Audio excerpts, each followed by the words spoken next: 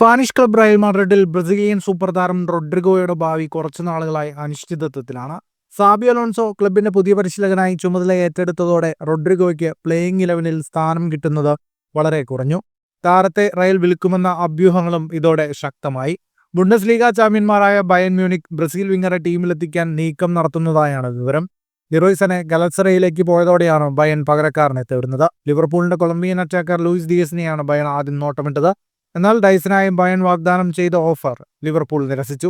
ഈ നീക്കം പരാജയപ്പെട്ടതോടെയാണ് ബയന്റെ അന്വേഷണം റോഡ്രിഗോയിൽ എത്തിയത്. വരുന്ന സീസണിൽ ടീമിന്റെ അറ്റാക്കിംഗ് കൂടുതൽ ശക്തിപ്പെടുത്തുന്നതിന്റെ ഭാഗമായാണ് റോഡ്രിഗോയ്ക്ക് വേണ്ടി ചരട് വലിക്കുന്നത്. പ്രീമിയർ ലീഗ് വമ്പന്മാരായ ആഴ്സണലും ലിവർപൂളും റോഡ്രിഗോയ്ക്ക് വേണ്ടി താല്പര്യം കാണിക്കുന്നുണ്ട്.